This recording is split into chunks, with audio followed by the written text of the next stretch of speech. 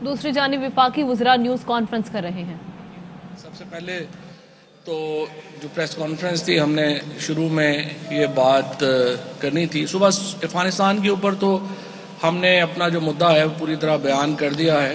अफ़गानिस्तान के अंदर हम एक इंक्लूसिव गवर्नमेंट के लिए अपनी जो कोशिशें हैं वो जारी रखे हुए हैं और हम तमाम ग्रुप्स के साथ इस वक्त इन टच हैं और हम कोशिश कर रहे हैं कि काबुल के अंदर जो तब्दीली आए या जो भी वहाँ पर मामला बने वो एक इंक्लूसिव हो, उसके अंदर तमाम जमातें जो हैं वो शामिल हों ताकि एक अमन आए अफ़गानिस्तान के अंदर। हम उसकी जो सूरत हाल है उसको बड़े क्लोजली देख रहे हैं। वज़ीर ख़ारजा जो हैं वो इस वक्त इसी सिलसिले में एक दौरे के ऊपर हैं और अब वज़ीर-ए-आज़म पाकिस्तान भी जो हैं वो तशरीफ़ लेके जा रहे हैं सेंट्रल एशियन स्टेट्स के अंदर और वहाँ पर जो दौरा होगा उसकी भी बहुत अहमियत है इस लिहाज से कि वो अफ़गानिस्तान के मामले के ऊपर एक वहाँ पर बातचीत भी होगी और जो हमारी कोशिशें हैं अफ़गानिस्तान के अंदर अमन की उसको इस वक्त पूरी दुनिया सराह रही है। आपने अमेरिकन स्टेट डिपार्टमेंट का बयान सुना जिसमें उन्होंने पाकिस्तान की जो कोशिशें हैं उसकी तारीफ़ की और इस वक्त चाहे अमेरिका हो, चाहे रूस हो, चाहे चीन हो, तमाम ही जो आलमी ताकतें हैं वो पाकिस्तान के किरदार को सराह रही हैं अफ़गानिस्तान के अंदर। और जो वज़ीर-ए-आज़म इमरान ख़ान ने जिस तरह से अपनी जो पॉलिसी स्टेटमेंट दी थी कि हम अमन में तो पार्टनर होंगे लेकिन हम तनाज़े में जो है वो पार्टनरशिप नहीं करेंगे, we will be partner in the piece but not in the conflict. और यही जो असूल जो वज़ीर-ए-आज़म इमरान ख़ान ने तय किया था इसी को बाद में हमारी जो पार्लियामेंट्री पार्टी है जो कौमी सलामती कमेटी की जो मीटिंग हुई असम्बली के अंदर उसमें तमाम सियासी जमातों ने इसी मौक़िफ़ की जो है वो हमायत की। तो इस लिहाज से हमारी अफ़गान पॉलिसी बड़ी वाज़ेह है और हम उसी तरफ बढ़ रहे हैं। इन द मीन टाइम दो और इशूज़ जिनके ऊपर आज आपके साथ हाज़िर हुए हैं वो जो मुकामी हमारी जो सियासत है उससे ताल्लुक़ रखते हैं। एक तो कश्मीर के अंदर जो इलेक्शन कैंपेन चल रही है, अल्हम्दुलिल्लाह पीटीआई की हुकूमत बड़ी मुस्तहकम है, उसकी पोजीशन बड़ी मुस्तहकम है कश्मीर के अंदर। पीटीआई वो वाहिद जमात है जो तकरीबन कश्मीर में हर नशिस्त के ऊपर अपना उम्मीदवार खड़ा कर सकी है। इसके अलावा कोई और सियासी जमात वहाँ पर तमाम नशिस्तों पे उम्मीदवार ही खड़े जो है वो नहीं कर सकी। जो इस वक्त पीपल्स पार्टी की पोजीशन है, आपने इसी देखा कि बिलावल भुट्टो इसीलिए वहाँ पे मैदान छोड़ के भाग गए कि उनको पता चला कि वहाँ पर उनके उम्मीदवार ही नहीं है। टोटल 8 हलकों में पीपल्स पार्टी के उम्मीदवार हैं इस वक्त कश्मीर में और उसकी वजह से जो काफ़ी एक नाकामी का सामना करना पड़ा बिलावल भुट्टो को और वो आधी अपनी जो कैंपेन है उसको छोड़ के फ़रार हो गए। उसके बाद जो एक हमारी मरियम बीबी वहाँ पर जो कैंपेन कर रही हैं, आप देख रहे हैं कि उनके पास भी कोई पॉलिसी नहीं है, उनको कश्मीर की तारीख़ का इल्म नहीं है, उनको ये इल्म नहीं है कि पाकिस्तान हिंदुस्तान के ताल्लुकात जो हैं वो कश्मीर के ऊपर कितनी दफ़ा करवटें बदल चुके हैं, उनको ये इल्म नहीं है कि पाकिस्तान ने कश्मीरियों के लिए कितनी बड़ी कुर्बानियाँ दी हैं। और जो पॉलिसी है वज़ीर-ए-आज़म इमरान ख़ान की और जो उन्होंने अक़वाम मुत्तहिदा में तकरीर की थी कश्मीर को लेके, वो उसकी नौयत क्या थी, वो उसकी स्ट्रेटजिक डेप्थ क्या थी। सो वो अपनी जो इस वक्त प्रचार वहाँ पे कर रही हैं उसका ना सर है ना पैर है। और आप देख रहे हैं कि PMLN भी इलेक्शन में एक धांधली का वावेला मचाना अभी से शुरू हो गई है क्योंकि उनको मालूम है कि कश्मीर के अंदर के इंतखाबात में उनकी सियासी पोजीशन जो है वो तकरीबन ना होने के बराबर है। और बड़ी जल्दी आप भी देखेंगे कि मरियम नवाज़ भी इलेक्शन कैंपेन से राह फरार इख्तियार करेंगी। आज शहबाज शरीफ साहब ने प्रेस कॉन्फ्रेंस की 4 बजे, उसमें उन्होंने गैस और बिजली से मुतल्लिक लंबी चौड़ी गुफ्तगू की। हमारी तवक्को तो ये थी कि वो उस मुकदमे के ऊपर जिसमें उन्हें FIA ने तलब किया है, जिसके ऊपर नैब इन्वेस्टिगेशन कर रही है, कुछ रोशनी डालेंगे और हमें भी पता चलेगा कि 25 अरब रुपए की ये रकम और उसके बाद जो दूसरे केसेस जो बने हैं जिसकी तफसीलात अभी शहजाद अकबर साहब आपके सामने रखेंगे कि इनमें उनका जवाब क्या है। जब आप उनसे पूछते हैं कि आपने इतने पैसे आपके अकाउंट से निकले, वो कहते हैं मैंने पंजाब में मेट्रो बनाई। आप उनसे पूछें कि ये आपके जो बेटे हैं वो पाकिस्तान से अरबा रुपया बाहर ट्रांसफ़र कर गए हैं, तो वो कहते हैं कि नहीं मैंने तो जो है वो पानी के ऊपर स्कीमों के ऊपर काम किया। آپ ان سے پوچھیں کہ آپ کے اپنے اکاؤنٹ سے اربوں روپیہ نکل رہا ہے، یہ کہاں سے نکل رہا ہے، وہ کہتے ہیں دیکھیں میں نے بڑی پنجاب کی خدمت کی ہے۔ اب یہ اگر خدمت کی ہے کہ پنجاب کا پیسہ جو پیپلز پارٹی میں اور پی ایم ایل این میں جو چیز یکساں ہے وہ یہ ہے کہ ان کو جو پیسہ پنجاب میں دیا گیا یا جو پیسہ سندھ میں دیا گیا وہ لندن سے برآمد ہوا، وہ دبئی سے برآمد ہوا اور وہ فرانس سے برآمد ہوا۔ اب آپ دیکھتے ہیں کہ ان کے ہاں بچے کی پیدائش بعد میں ہوتی ہے، ایک اپارٹمنٹ دنیا کے کسی بڑے شہر میں پہلے ان کے نام لگ جاتا ہے۔ ارب ہر روپے کی پراپرٹیز اس وقت لندن میں، اور یہ وہ پراپرٹیز ہیں جن کا ہمیں علم ہے، جن کا ہمیں علم نہیں ہے وہ تو شاید اس سے بھی بہت زیادہ ہوں گی، کیونکہ وہ اتفاق سے ان کا ابھی تک کوئی پیناما نہیں آیا۔ یہ جو ساری پراپرٹیز ابھی تک ہمارے سامنے آئیں، یہ تو پیناما کا اسکینڈل ہو گیا اور ہمیں پتہ چل گیا۔ ہمیں نہیں پتا ابھی کہ ان کی اور کتنی زیادہ پراپرٹیز باہر ہیں، ہمیں نہیں پتا کہ ان کی اور جائیدادیں کتنی ہیں۔ اور اسی لیے آپ دیکھتے ہیں کہ جو وزیر اعظم عمران خان جو کرپشن کا نیریٹو ہے اس کو اس لیے وہ سمجھتے ہیں کہ وہ امپورٹنٹ ہے اور اس کو ہمیں پیچھے کبھی بھی نہیں ہٹنا چاہیے کہ ارب ہار روپیہ پاکستان سے چوری کر کے باہر لے جایا گیا ہے، اور وہ پیسہ جو ہے اس سے پراپرٹیز خریدی گئی ہیں۔ ابھی تو ان کے بیٹوں کی پراپرٹیز آ رہی ہیں، بڑی جلدی آپ کو ان کے پوتوں کی، نواسوں کی، پھوپھیوں کی، ہر جگہ سے ان کی پراپرٹیز جو ہیں وہ نکل رہی ہیں۔ اور ہم یہ سمجھتے ہیں کہ شہباز شریف کو اپنے اوپر لگے گئے الزامات کا جواب ایف آئی اے کو بھی دینا چاہیے اور اس سے پہلے میڈیا کو دینا چاہیے۔ میڈیا کے سامنے ساری ایویڈنس ہے، میڈیا کے سامنے کیسز ہیں، وہ آئیں اور اپنا کچا چٹھا کھولیں اور بتائیں کہ یہ کیا کیسز ہیں۔ میں حماد اظہر صاحب سے درخواست کروں گا کہ آج کی جو شہباز شریف صاحب کی زیادہ تر گفتگو تھی وہ انرجی معاملات سے متعلق تھی، اس کے اوپر روشنی ڈال دیں اور پھر شہزاد اکبر صاحب جو ہیں وہ باقی معاملات کو دیکھیں۔ بسم اللہ الرحمن الرحیم۔ آج قائد اس پہ اختلاف نے کلیم کیا کہ لوڈ شیڈنگ واپس آ گئی ہے، تو میں ذرا اس پہ بھی کچھ روشنی ڈالنا چاہوں گا۔ اعداد و شمار ہیں اور کچھ چونکا دینے والی باتیں ہیں جو جب میں انرجی کی منسٹری میں آیا ہوں 2 مہینے ہو گئے ہیں تو میرے لیے بھی بڑی پریشانی کا باعث بنی کہ پچھلی حکومت کیا کر کے گئی ہے۔ سب سے پہلے تو یہ کہ اگر اس وقت موجودہ کہیں پہ لوڈ شیڈنگ ہو رہی ہے تو وہ پیداوار کی کمی کی وجہ سے نہیں ہو رہی، وہ اس وقت ترسیل کے نظام کی وجہ سے ہو رہی ہے۔ ہماری اوسطاً جو ترسیل کرنے کی کیپیسٹی ہے پاکستان کی وہ 24,000 میگا واٹ ہے، انسٹالڈ کیپیسٹی اس سے زیادہ ہے۔ جب آپ 24,000 میگا واٹ سے زیادہ جاتے ہیں تو آپ کو کسی کسی جگہ ٹرپنگ نظر آتی ہے، مین لائنز کے اوپر، گریڈز کے اوپر اوور ہیٹنگ نظر آتی ہے، جس کے لیے وقتاً فوقتاً ہمیں ٹرپنگ کرنی پڑتی ہے سسٹم کو بچانے کے لیے۔ پیداواری صلاحیت ظاہر ہے بہت زیادہ ہے، اور ترسیل کرنے کی بھی جو صلاحیت ہے جب ہم نے حکومت سنبھالی تو وہ صرف 20,000 میگا واٹ تھی، صرف 20,000 میگا واٹ، اور اب پچھلے ہفتے ہم نے 24,500 میگا واٹ کئی دن کامیابی کے ساتھ اس سسٹم کے اندر سے ترسیل کی، اور طلب بھی تقریباً اتنی ہی تھی، جس کی وجہ سے چند روز پہلے اعلانیہ لوڈ شیڈنگ جو تھی وہ ختم کر دی گئی تھی، غیر اعلانیہ لوڈ شیڈنگ جو ہے وہ ختم کر دی گئی تھی۔ لیکن جو ریونیو بیسڈ لوڈ شیڈنگ ہے، جہاں پہ بجلی چوری زیادہ ہوتی ہے ان علاقوں میں، یا ترسیل کے نظام کی وجہ سے یہاں کہیں پہ ٹرپنگ آ رہی ہے یا اوور ہیٹنگ ہو رہی ہے یا کوئی طوفان آیا، آندھی آئی، کوئی درخت گر گیا یا کوئی اور ایسا حادثہ پیش آ گیا، وہ لوڈ شیڈنگ اپنی جگہ ہو سکتا ہے کہ ممکن ہو۔ تو یہ تو میں نے آپ کو بتایا کہ ترسیل کے نظام میں ہم 4,000 میگا واٹ ہم نے 2 سال میں ایڈ کیا، اور اس وقت ہم پچھلے کئی روز ہم نے 24,500 میگا واٹ بجلی جو ہے وہ کامیابی کے ساتھ فراہم کی، جو پاکستان کے لیے ایک بہت بڑا ریکارڈ ہے۔ یہ پچھلے سال کی بنسبت بھی 15 سے 20% زیادہ ہے جو ہم نے بجلی ترسیل کی ہے۔ اور یہ اس چیز کے بھی باوجود ہے کہ تربیلا ڈیم پاکستان کا سب سے بڑا ڈیم 80% اس وقت آپریشنل نہیں تھا، یعنی کہ اس میں سے ہمیں صرف 20% بجلی مل رہی تھی، 5,000 میگا واٹ کی بجائے صرف ہمیں 1,300 میگا واٹ بجلی مل رہی تھی، اس کے باوجود ہم نے 24,500 میگا واٹ بنایا۔ اب میں آپ کو بتاتا ہوں کہ جنہوں نے پلاننگ کی تو انہوں نے کیا ان کی سائنس تھی پیچھے، اور آپ خود تعجب کا شکار ہوئیں گے۔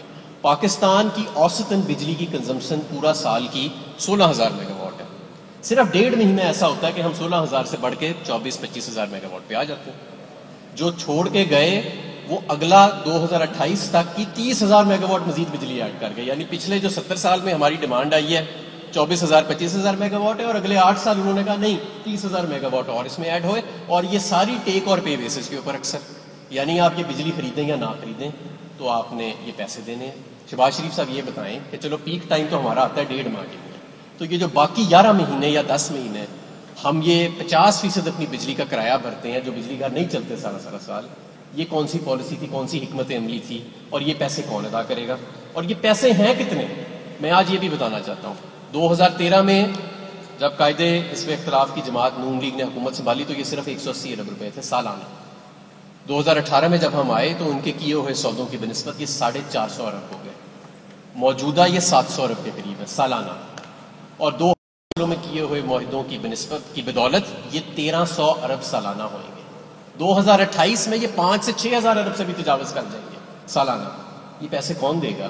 یہ کس کی حکمت عملی تھی کہ یہ ایسے سودے کیے جائیں جہاں پہ بجلی آپ نہیں بھی استعمال کریں گے تو آپ نے اس کے پیسے دینے ہیں, اور پورے سال کی جو اوسطاً ڈیمانڈ ہے 16,000 میگا واٹ اس سے بھی 3 گنا زیادہ بجلی جو ہے اس کے ہم نے پیسے دینے ہیں. تو ایک تو یہ چھوڑ کے, دوسرا بجلی کی نوعیت, یہ لگا کے کیا گئے ملک میں امپورٹڈ فیول. آپ کا ملک جو ہے اس میں تھر کا کوئلہ موجود ہے, بجلی موجود ہے, ہوا موجود ہے, سورج موجود ہے, لیکن ہمیں ملا امپورٹڈ RLNG کے پلانٹس.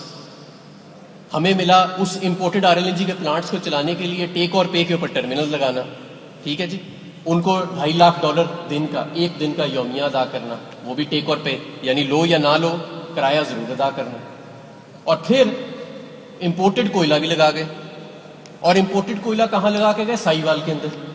یعنی پہلے کوئٹہ امپورٹڈ جہاز آئے گا کوئلہ کا کراچی میں, کراچی کی بندرگاہوں میں, وہاں سے موٹر وے پہ یا ٹرین کے ذریعے چڑھے گا اور سائیوال پہنچے گا, اور $1.5 صرف اس کی ٹرانسپورٹ کا خرچہ ٹیرف کے اندر. تو یہ کون سی حکمت عملی تھی؟ کس سائنسدان نے آپ کو یہ مشورہ دیا تھا؟ رینیوبلز لگائے صرف 5%, اور وہ بھی ایک قائد اعظم سولر پلانٹ لگا گئے 15 سینٹس کے اوپر, 15 سینٹ یونٹ کا. میرا خیال ہے کہ grains book of world record میں آنا چاہیے, اس سے زیادہ ٹیرف شاید ہی دنیا میں کسی سولر پلانٹ کا ہوئے گا, 15 سینٹ کا یونٹ. پھر انہوں نے کہا کہ جی میں نے تو بہت ہی سستے سودے کیے تھے. بھائی اگر آپ نے سستے سودے کیے تھے تو آپ ہی کے دور میں جب آپ آئے 450 ارب گردشی قرضے تھے, آپ نے سارے ایک جھٹکے میں بغیر آڈٹ کے کلیئر کر دیے. اس کے بعد جب آپ چھوڑ کے گئے 5 سال بعد وہ پھر 1200 ارب پہ ہو گئے تھے. تو اگر آپ نے اتنے سستے بجلی کے سودے کیے تھے تو آپ ہی کے دور میں یہ 1200 ارب گردشی قرضے کیوں بڑھے؟ اس کی وجہ یہ ہے کہ آپ نے سستے سودے نہیں کیے تھے. تو یہ ساری ایک کہانی ہے جو بنی گئی ہے لوگوں کو گمراہ کرنے کے لیے. ایک بار پھر لوڈ شیڈنگ اگر اس وقت کسی جگہ ہو رہی ہے تو وہ ترسیل کے نظام کی وجہ سے, پیداوار کی وجہ سے نہیں, اور اس پہ بھی ہم قابو پا رہے ہیں. ابھی میں نے آنے سے پہلے NTDC کے نمائندے سے بات کی, انہوں نے مجھے میں نے ان سے پوچھا کہ پیک ٹائم چل رہا ہے, کہیں لوڈ شیڈنگ ہو رہی ہے غیر اعلانیہ؟ تو انہوں نے کہا غیر اعلانیہ لوڈ شیڈنگ کسی جگہ نہیں ہو رہی, لیکن ترسیل کی وجہ سے کسی جگہ ٹرپنگ موجود ہے, یا اگر ہمارے کسی جگہ کراچی میں طوفانی بارشیں ہوئی ہیں یا لاہور میں ہوئی ہیں, وہ ہمیں انفراسٹرکچر کی کمپلینس ہے, اور ہمارا سارا عملہ جو ہے اس کو ریزالو کرنے کے لیے لگا ہوا ہے. میں اس لیے قاعدے اس پہ اختلاف سے گزارش کروں گا کہ آپ پہلے ہی کافی ظلم کر چکے ہیں. 1300 ارب سالانہ, 700 ارب سالانہ کیپیسٹی پیمنٹس, امپورٹڈ فیول, مہنگے بجلی گھر, کوئلے کے مہنگے بجلی پلانٹس, ہر چیز مہنگی لگا کے چلے گئے ہیں, اور ہماری قوم کئی سال اس کا خمیازہ بھگت رہی ہے. ہم نے کوشش کی, ہماری حکومت نے, ہم نے RLNG کا سودا نیا کیا ان سے سستے داموں پہ. ہم نے ان 2 حکومتوں کے دور میں کیے ہوئے بجلی گھروں سے سودوں کو دوبارہ ہم نے ریوائز کیا, اس سے ہم نے کو 700 ارب اگلے 10 سال میں بچانا ہے, وہ علیحدہ ہم نے سیونگ کیا. ترسیل کا نظام, بجلی گھروں کے فیتے کاٹ گئے اور تارے نہیں چھوڑ کے گئے, وہ نظام ہم ٹھیک کر رہے ہیں. ترسیل کے نظام کو ہم بہتر کر رہے ہیں. تو جتنا آپ کر کے گئے ہیں ابھی تو ہم اس سے ہی سمیٹ رہے ہیں. تو برائے مہربانی لوگوں کو گمراہ نہ کریں, اور باقی جو معاملات تھے بجلی گھروں کے سودے کیسے وہ شہزاد اکبر صاحب بہتر جانتے ہیں. بیسکلی منسٹر صاحب یہ کہہ رہے ہیں کہ شرمندہ ہوں, پریس کانفرنسیں نہ کریں شہباز شریف صاحب. جی بسم اللہ الرحمن الرحیم.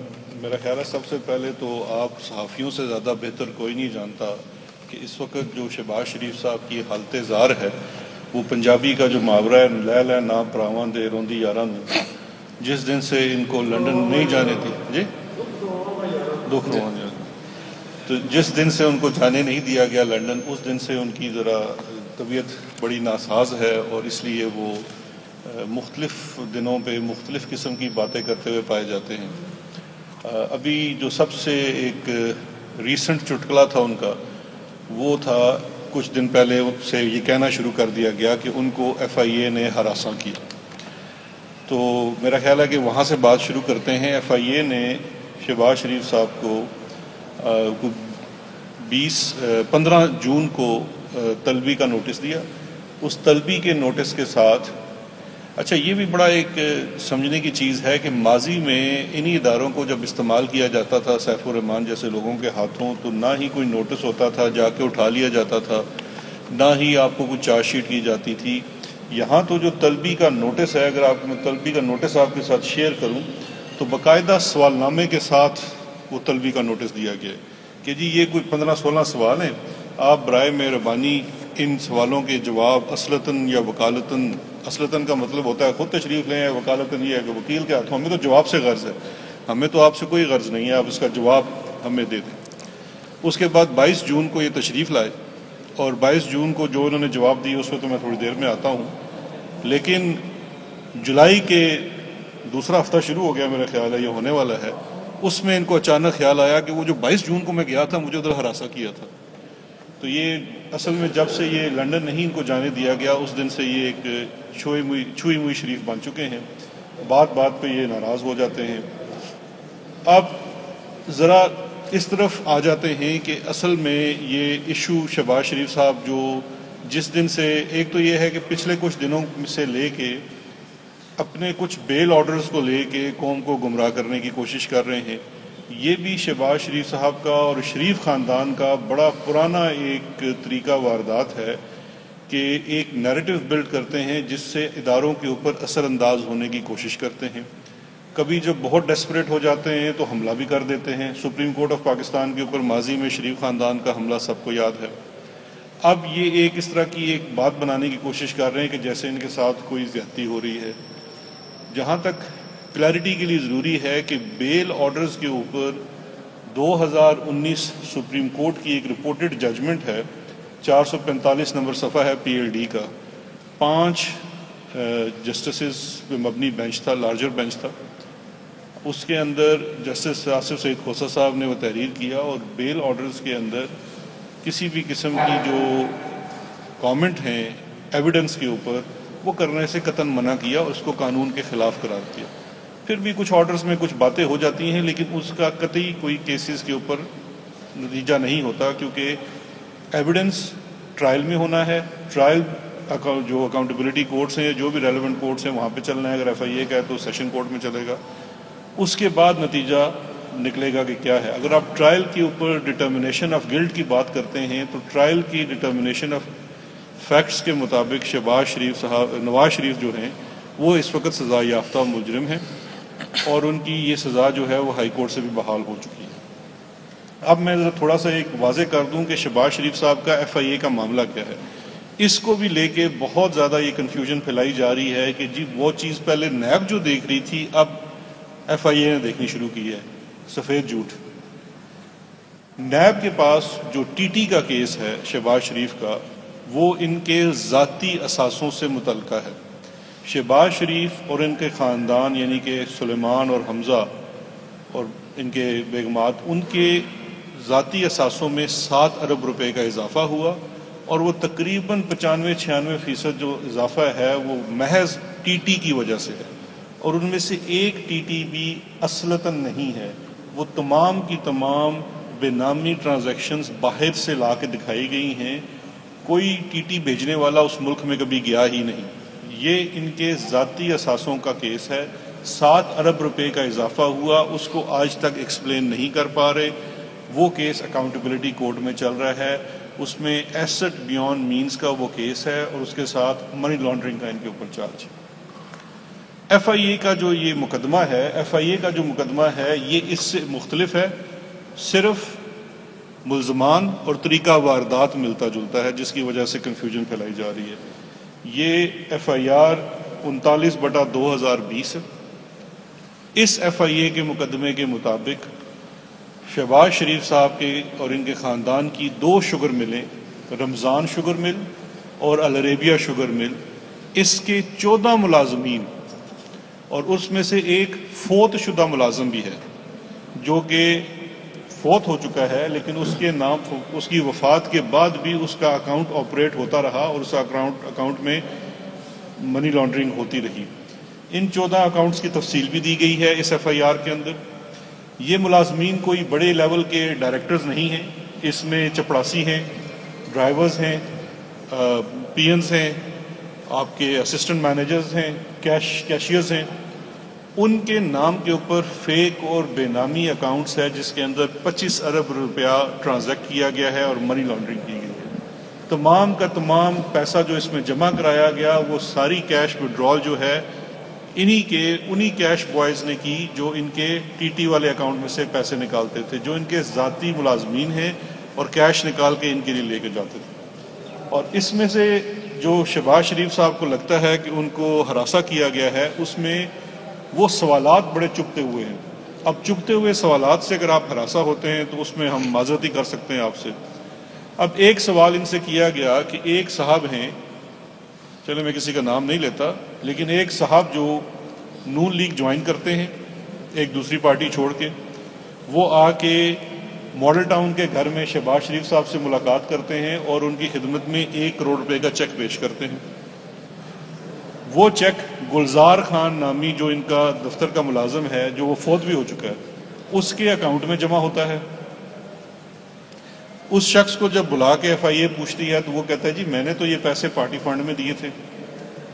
مزے کی بات یہ ہے کہ اس کے بعد اس شخص کو پنجاب میں بیوٹیفیکیشن پروجیکٹ کا ہیڈ بھی لگا دیا جاتا ہے، پھر اس کو ضمنی الیکشن میں ٹکٹ بھی ملتا ہے۔ پیسے وہ گلزار خان کے اکاؤنٹ میں جمع کراتا ہے، جہاں سے وہی کیش بوائے پیسے نکالتا ہے جو جا کے انہی کے بچوں کے اور ان کے اکاؤنٹ میں پیسے جمع کراتا ہے۔ جب شہباز شریف صاحب سے ایف آئی اے یہ سوال کرتی ہے تو انہیں یہ بہت ناگوار گزرتا ہے۔ اب اس کو اگر وہ ہراساں کرنا سمجھتے ہیں تو پھر میرا خیال ہے کہ اتنا کام تو ایف آئی اے کو کرنا چاہیے۔ ایک اور جو چیز بڑی اہم ہے، اور یہ میں بڑی آپ سے اہم چیز شیئر کر رہا ہوں، ہراساں کرنے کے اوپر ایف آئی اے کے اندر ہم نے ٹرانسپیرنسی کے لیے، یہ نیب کے اندر بھی ہے، ایف آئی اے کے اندر بھی لاگو کر دیا گیا ہے کہ جتنے انٹرویوز ہوں گے، جو بھی آپ کیسز ہوں گے، اسپیشلی جو منی لانڈرنگ اور اس طرح کے کیسز ہوتے ہیں، ان کیسز کے اندر آپ کسی بھی شخص کو جب بلائیں گے تو اس کو آپ ریٹن نوٹس دیں گے، اور ریٹن نوٹس کے ساتھ آپ اس کو سوال نامہ بھیجیں گے تاکہ وہ اپنا پورا ڈیفنس تیار کر کے آئے۔ آپ کسی کو بائی سرپرائز نہیں، پورا آپ سوال نامہ جو بھی اس کے ساتھ اگر انیکسچرز ہیں وہ دیجئے، اور اس کو کنفرنٹ کرنا ہوتا ہے، یہ قانون کی ایک ریکوائرمنٹ ہے۔ وہ ان کے اوپر سرو کیا گیا۔ دوسری چیز، ایف آئی اے کے اب تمام انٹرویوز اس قسم کے وہ ویڈیو ریکارڈڈ ہوتے ہیں، تو اس کا پورا ایک دستاویزی ثبوت ایف آئی اے کے پاس موجود ہے، اور اسی ویڈیو ریکارڈنگ کے تحت، اسی دستاویزی ثبوت کے تحت ہراساں کرنے کی کوشش ضرور ہوئی ہے اس انٹرویو میں، اور وہ کوشش کی ہے ان کے اونیار سپوت جو کہ پنجاب میں لیڈر آف اپوزیشن ہیں، انہوں نے۔ میں آپ کو ان کا ڈائلاگ ایک سنا دیتا ہوں جو انہوں نے اس تفتیش کے دوران ایف آئی اے کو کہا۔ یہ میں اب کوٹ ان کوٹ کر رہا ہوں۔ جب حمزہ شہباز صاحب سے سوال کیے گئے ان کی ٹرانزیکشن سے متعلقہ، ان کی منی لانڈرنگ سے متعلقہ، ان کے بینک اکاؤنٹ سے متعلقہ، اور یہ کہا گیا کہ جی اگر دیکھیے آپ سلمان شہباز یہاں نہیں ہے تو آپ بھی تو ڈائریکٹر ہیں، آپ جواب دے سکتے ہیں کیونکہ آپ نے تو ریکارڈ دیکھ کے جواب دینا ہے، ریکارڈ آپ کے پاس ہے۔ تو انہوں نے آگے سے کہا، رضوان صاحب میں نے پہلے بھی کہا تھا، آج دوہرا رہا ہوں، وقت ایک سا نہیں رہتا اور بدلتا رہتا ہے۔ یہ ہوتی ہیں دھمکیاں، اور یہ تو ان کو چونکہ ان کو وراثت میں ملی ہے اداروں کو دھمکانا۔ ان کے ابا جان جسٹس قیوم کو فون کرتے ہوتے تھے، ان کے تایا جان نے سپریم کورٹ پہ حملہ کروایا تھا، اور اس طرح کی بہت ساری یہ وارداتیں کرتے ہیں، ویڈیوز بنا کے ججوں کو بلیک میل کرتے ہیں۔ تو اسی سلسلے میں انہوں نے یہ حرکت بھی وہاں پہ کی، لیکن ایف آئی اے ایک پروفیشنل ادارہ ہے، انہوں نے بھی اس چیز کو درگزر کیا اور کہا جی آپ ان سوالوں کا جواب دے دیں، ابھی بھی نہیں ہے تو بعد میں دے دیں۔ کوئی ایک سوال کا جواب نہیں دیا، اور اس کے بعد 2 جولائی کو دوبارہ ایف آئی اے کے قانون کے تحت ان کو شو کاز نوٹس ایشو کیا گیا ہے، کیونکہ آپ اس وقت سوالوں کا جواب نہیں دے رہے ہیں، تو تاکہ ہم یہ چیز ایک ثبوت میں لے آئیں اور پھر اس کیس کو آگے فائل کر دیں۔ اب بہتر یہ ہوگا کہ شہباز شریف صاحب بار بار جو یہ دہراتے ہیں کہ میں نے 1 روپے کی اور 1 دھیلے کی کرپشن نہیں کی، اس کے بجائے بڑے سیریس ایلیگیشنز ہیں، سیریس کیسز ہیں، شواہد موجود ہیں، ٹرائل چل رہا ہے، اس کے جوابات دیں۔ لندن بھاگنے کی کوشش نہ کریں، چاہے وہ جتنی مرضی انگلی ہلا لیں، ہم نے ان کو اس ملک سے باہر نہیں جانے دینا ہے۔ ان کا مقدمہ ایک چل رہا ہے، دوسرا بھی انشاءاللہ چلے گا، اور ان کو ان کے جوابات دینے ہی ہوں گے۔ Thank you.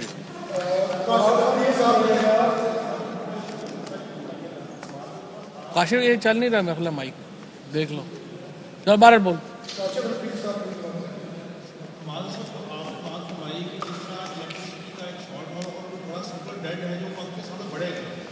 فرمائیے گا اس کو کم کرنے کے لیے آپ نے کیا بنائیے کہ آپ نے جو بھی اس کو بلاک کیا جائے یا ریٹ وائز کیے جائیں گے. سو شہزاد اکبر صاحب میرا ایک کویشچن ہے کہ اب تک جو بھی لیٹیگیشن ہوا اپوزیشن کی جانب کے اوپر ریکوری کے حوالے سے ایسٹ سیکیورٹیز کے حوالے سے ایز اے لائر اور آپ سارے معاملے کو دیکھ رہے ہیں, آپ کس حد تک شیور ہے کہ ان سے کوئی ریکوری ہو جائے گی اور جو ہے قوانین نکل نہیں جائیں گے یا عدالت سے مل آؤٹ ہو جائیں گے, یا اب تک اگر کوئی سالڈ ریکوریز ہو چکی ہیں کائنڈ سے بھی اگر. Thank you. جی, آپ کا سوال ہے گردشی قرضوں کے حوالے سے اور حکومت کی کیا حکمت عملی ہے کہ ہم نے اس کو کیسے ختم کرنا ہے. دو چیزیں ہیں, ایک سرکولر ڈیٹ کا پورا حجم ہے 2500 ارب کے قریب ہوئے گا وہ, اور ایک اس میں ہر سال اضافہ ہوتا ہے, اسے ہم فلو کہتے ہیں. تو پہلے فلو ختم ہوئے گا اور اس کے بعد حجم ظاہر ختم ہوئے گا. تو جب ہم آئے تھے تو 450 ارب روپے کا ہر سال اضافہ ہو رہا تھا سرکولر ڈیٹ میں.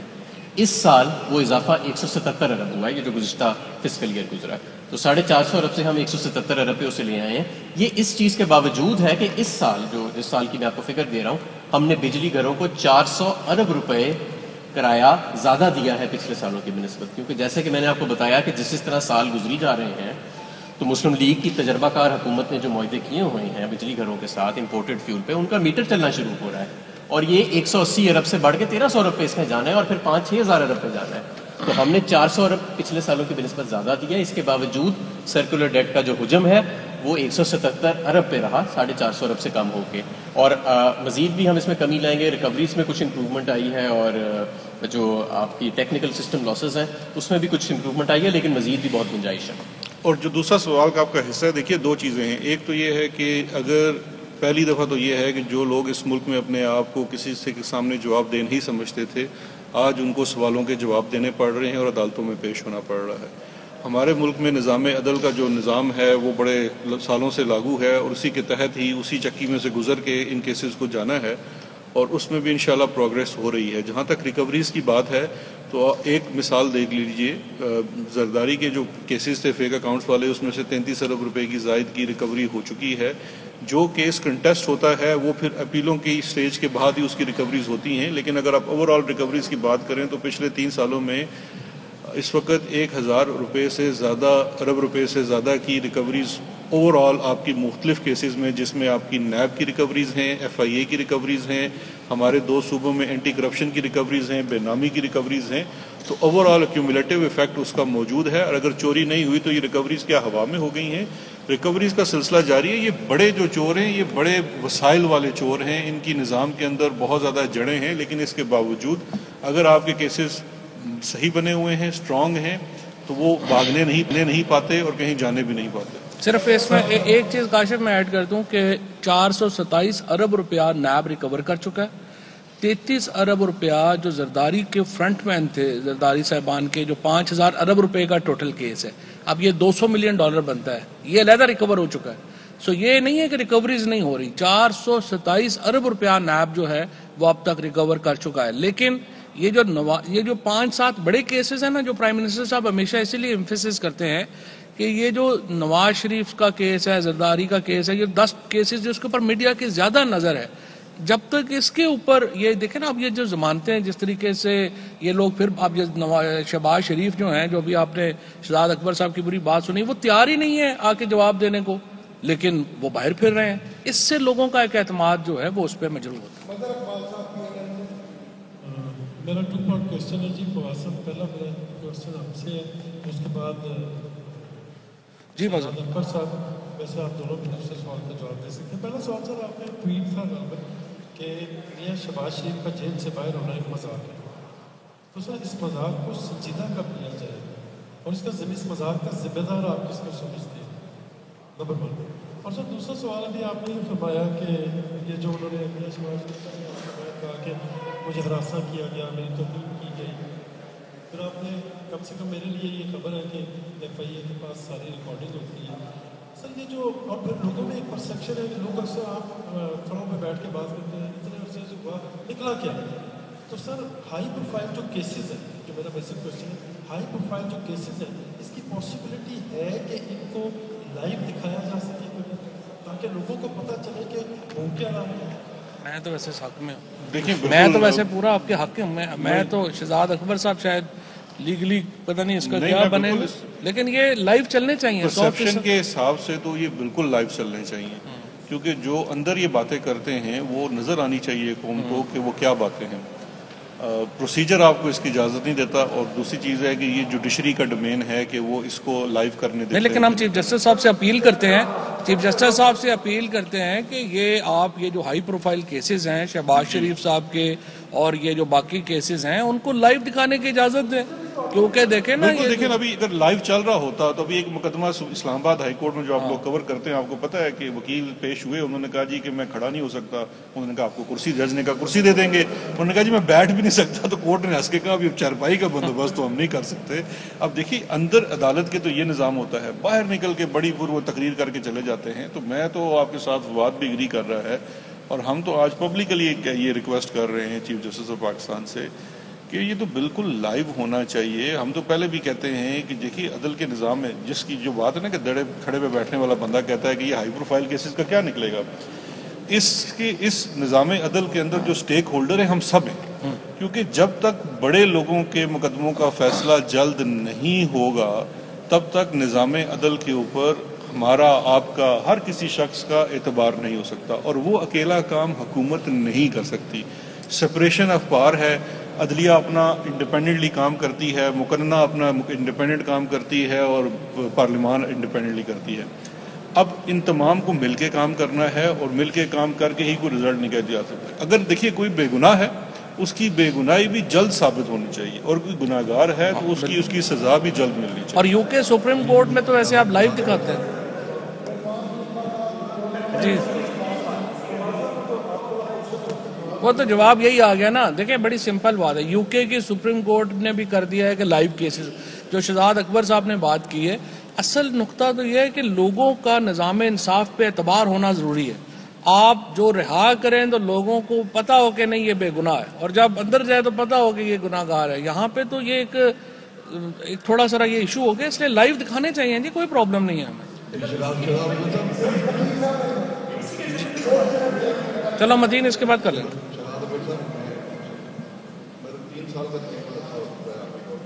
आपने जब शुरू में ही आपने कहा था 7-8 साल के बाद कि बहुत जल्द वो पाकिस्तान इंसान गुजरने की एक तारीख का क्या क्या है।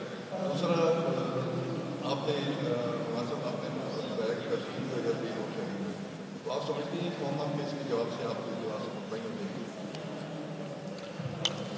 आप दे दें।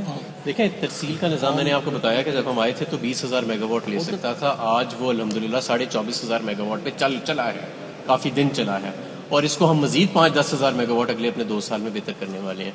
मैंने इस मरतबा अपनी टीम को कहा है कि जब पीक लोड चला है, जहाँ जहाँ पे एक तो हमारा सीक्वेंस है ना कि हम एक प्लान के तहत तरसील का निज़ाम बेहतर कर रहे हैं, लेकिन मैंने उनको कहा ये इसी वक्त देख लें जहाँ जहाँ पे बॉटल नेक्स आ रहे हैं, ओवर हीटिंग आ रही है, ट्रिपिंग आ रही है, इन इलाकों को पहले तरजीही बुनियाद पे करें, ताकि अगले जब पीक सीजन आएगा, मैंने आपको बताया 1.5 माह पीक सीजन रहता है हमारा, तो उसमें ये प्रॉब्लम्स ना आए। लेकिन 20% पाकिस्तान की तरसील की जो कैपेसिटी है वो सिर्फ 2.5 साल में PTI की इम्प्रूव हुई है, ये कोई छोटी बात नहीं है।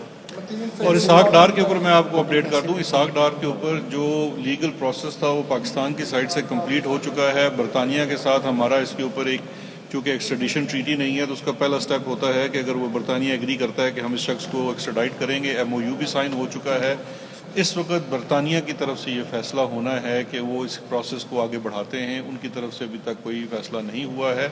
लेकिन हमारी इतला ये है कि चूंकि वो जो भगोड़ा है वो इस वक्त वहाँ सियासी पनाह लेने के दर पे है। अहम तरीन खबरें अब एक क्लिक की दूरी पर, हर लम्हा बाखबर रहने के लिए सब्सक्राइब करें हमारा YouTube चैनल। अपने मोबाइल फोन से मुल्की और बैनुल अक़वामी अहम खबरों तक रसाई के लिए डाउनलोड कीजिए मोबाइल ऐप। बावसूख जराए से मुसद्दिका खबरों, तज्जियों और तबसरों से मुस्तफीद होने के लिए विजिट कीजिए पाकिस्तान की सबसे बड़ी न्यूज वेबसाइट। ARY न्यूज पहुंचा रहा है खबरें सबसे पहले आप तक, ताकि आप रहें हर लम्हा बाखबर।